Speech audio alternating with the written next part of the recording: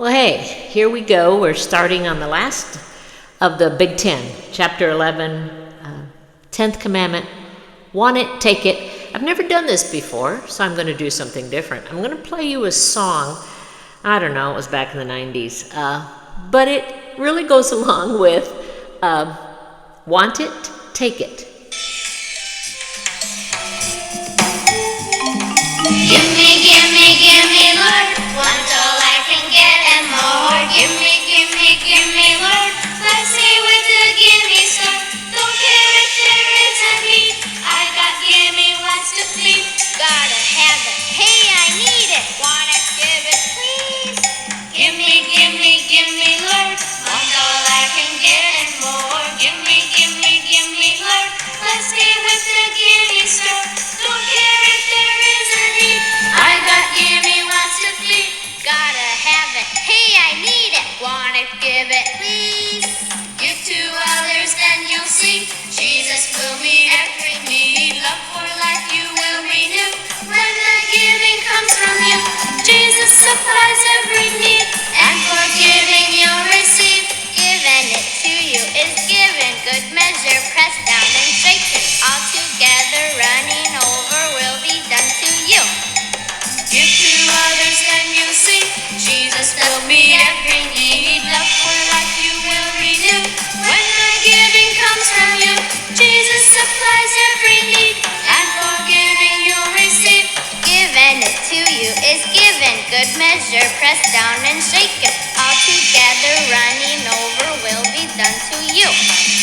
Give me, Lord, want all I can get and more. Give me, Lord, bless me with the gimme store.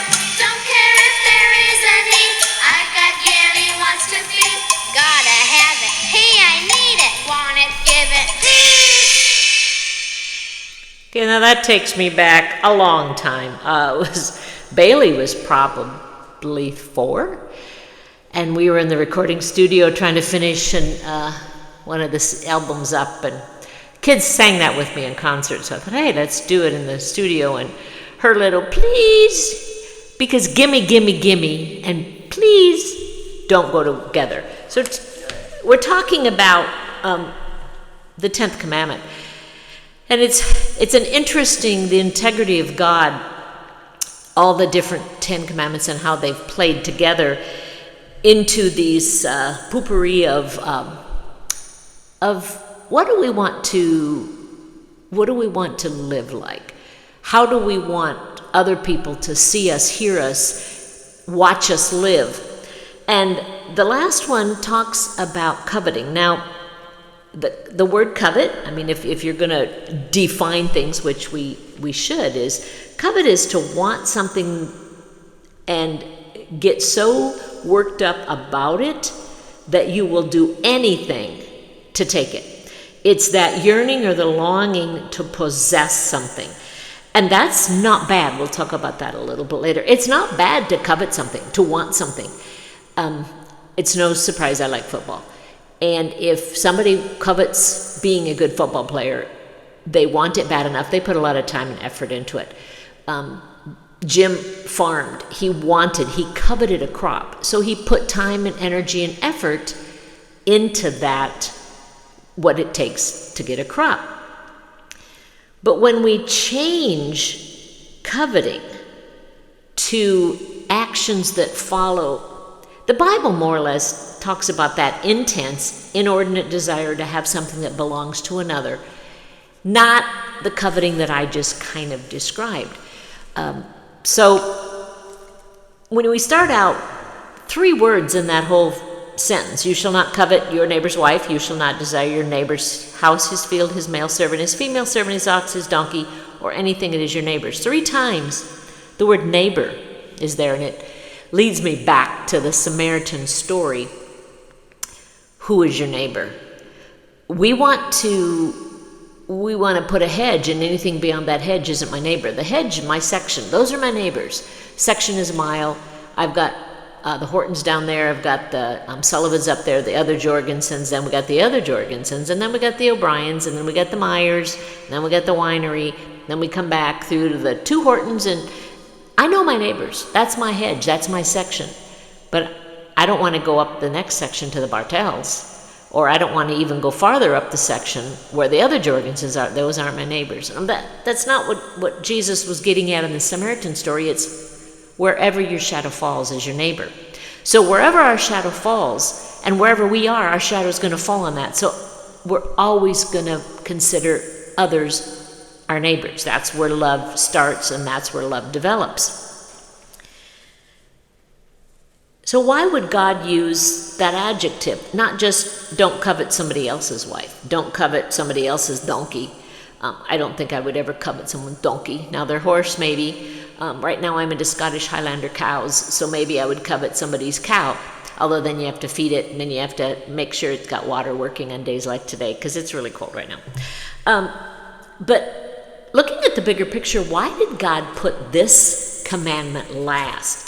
And if we go back to them and we look at them, he's established an order. He's established an order of who I am, who God is, why you worship God, and how as you worship God with him being the idol that you give all your attention, your energy to, then you're going to treat other people differently with his characteristics. And we get back down to number 10. I think it's the balancing line of integrity. It is, where's your idol focused on? If your idol is focused on looking at what other people are, who they are, what they have, that becomes your God. Then your God becomes an idol of what other people have. And it goes along with the lying and the stealing and the committing adultery. You're not treasuring the things you've been given, and you're not satisfied. So it's a life of integrity. It's a balancing act. It's how do I love my neighbor and look at what he has, and I'm thankful and grateful for what he has. Not that, oh, I really like his car. I think I would like that car. Although one of my neighbors gave me a ride home many years ago in a Honda Ridgeline, and I started wanting a Honda Ridgeline. That's a good coveting. The coveting that would make me connive onto how I could take Deb's car from her, that's the coveting that we don't want to take over our heart. So it's interesting because Mark 7:21 through 23 talks about the root of coveting. And it's wanting stuff. It's wanting possessions. Should have had my Bible open to that, but of course, why would I do that? I had something else on top of my Bible. So Mark 7:21 through 23 talks about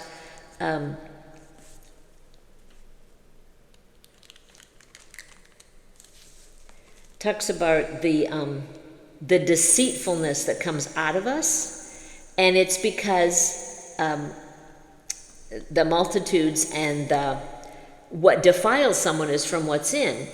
And he said it's from what's in that defiles us. It's what we end up wanting and wanting more of, and that's what gives us the fornications, the murders, the theft, the covetousness, as he says in verse 23, the wickedness, deceit, because from inside we're not happy, and those things build up within us, and we covet what other people have.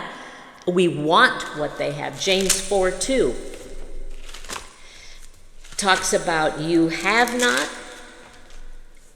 Where do wars and fightings come? Do they not come from the desires for pleasure? You lust and have not, you murder and covet and cannot obtain. You fight and war, yet you do not have because you do not ask. You ask and do not receive because you ask amiss. It talks about spending it on our pleasures. I love pleasures. I'm not going to, I'll be the first to admit there's some pleasures in life I really, really like. One of them is dark chocolate covered peanuts. That's a pleasure. Or death by chocolate ice cream. Yes, I do like some ice cream once in a while. Twice a year I can have it. But that's a pleasure. There's a pleasure of going and sitting in one of my friends' houses and putting my feet up. I love that. A pleasure of kayaking on the lake. Pleasures of traveling. I love to travel. I love to see things I've never seen before. So the pleasures aren't the problem. It's when we want the pleasure so much that we are going to sacrifice our attitude, our heart, our energy on wanting the pleasure that somebody else may have been gifted.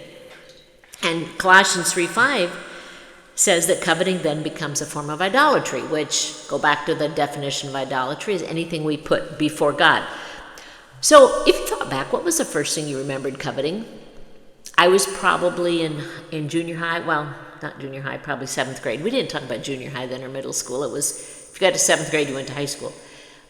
But there was a couple of my friends that were really good athletes, and I wanted to be a good athlete. I really did. But my folks did not feel that that was an important part of life, and we could be in a sport, but we couldn't be in a sport and go to all the camps and all that. And I really wanted what these other girls had. And I thought I was missing out on making myself happier, because then I would be more popular. Although popularity wasn't a big deal to me, I just wanted to be good. So if you think about it, coveting is a launching pad to a lot of other things. We want something, we lust after it, and we will start figuring out ways to get it. It's all in the root of dissatisfaction. So when you think about things that we desire, what do we desire? What do we covet? Desire is not bad. Nobody would get up in the morning and go to work if they didn't desire to, make money to pay the bills and to eat. So I jotted down some things. I think the biggest thing, happiness.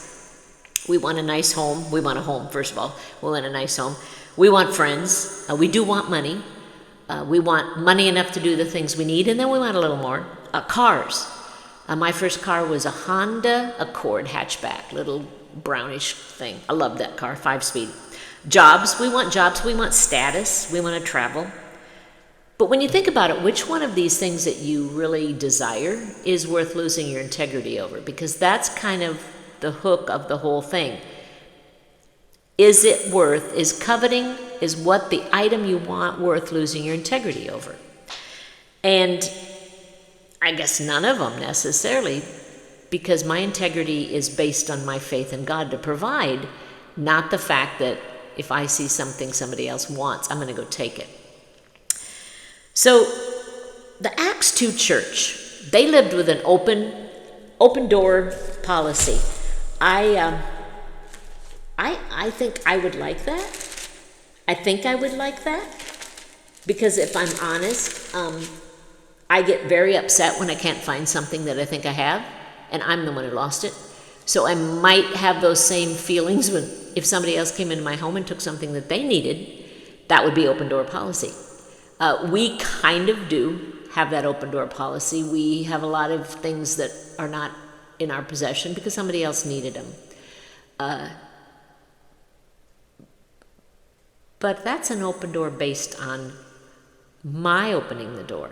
Not that if somebody needs something, you come take it. So in Acts 2, 46 or 44, now all who believed were together and had all things in common. That means everybody, it was a communal living situation attitude. They weren't all living in a commune, but in a communal living setting, what's yours is mine, what's mine is yours. There's no titles, names, labels. You don't, look in the back of your underwear and see your name on it. Like, we're not quite that old yet, but we giggled when we had to do that with one of our grandparents. It's kind of funny. It's not going to be funny when it's my name on the back of my underwear. But they continued breaking bread. They sold their possessions, divided them among those who needed. Are we willing to be that open door policy to where it's, if you need something, you just come take it? What did they have in Acts 2 that our culture's lost? Well, I think it's the having in common and that community cohesiveness. It's that beautiful bond of loving someone so much it doesn't matter, and understanding that everything we have has been given to us from God. It's not ours. We are just stewards of it until somebody else needs it. And I think part of that is finding our focus. And focus, finding, discovering. And then O stands for R, who we are, ours, who we are, what are we made of? And then the C stands for center, or finding our balance. U is under, totally surrounded, enclosed, and protected. And then C is for Christ, the Redeemer, the Creator, the one who loves us. So if we think about our focus, we are finding and discovering what God is calling us to be, who we are. And we are balanced.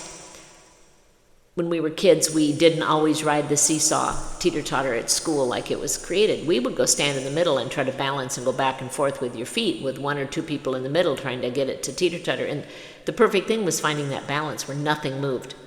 Are we willing to do that to create a world where our possessions aren't what balance us? Christ does, and our faith in him that he will provide.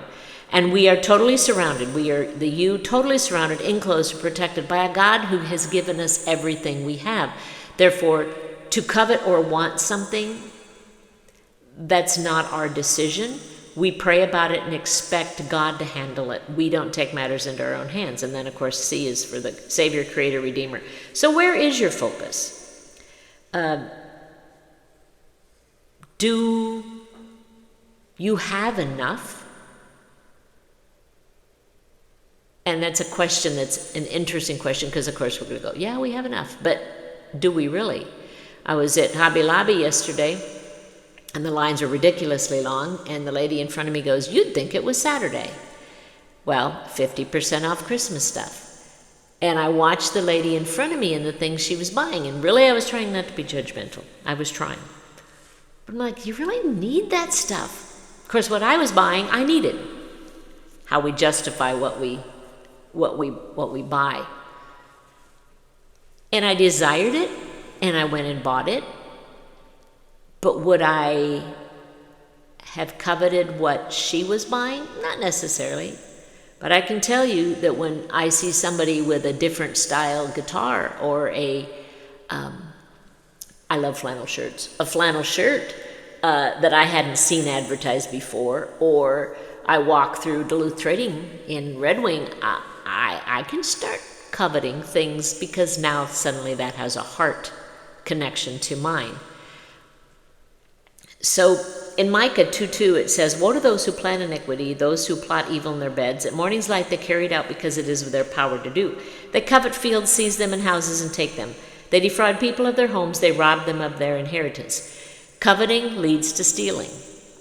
And if we think about it, I might have flip-flopped 9 and 10, the commandments, but we steal not necessarily because we want something, it's because sometimes we don't want somebody else to have it. And coveting is something we really, really want. And if you really think about that, what do we covet and what do we steal from people, like we talked about the last lesson, that is not tangible?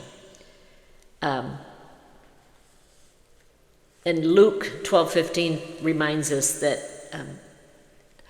our guard is on being greedy and not being content.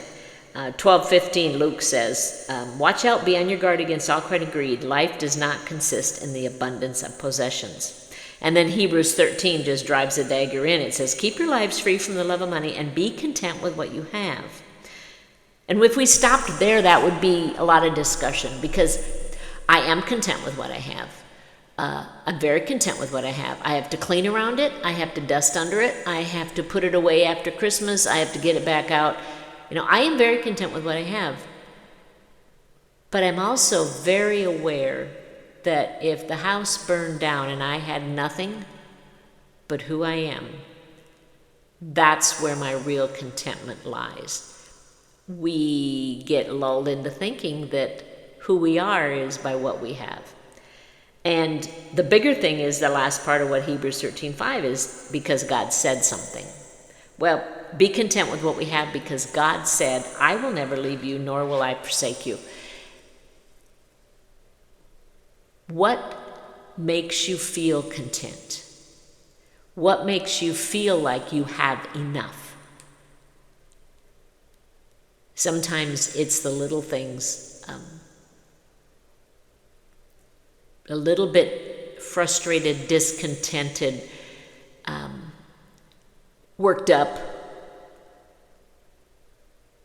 and then something big happens. You get a phone call, and suddenly all the stuff you were worked up and frustrated about, tangible things, just disappeared.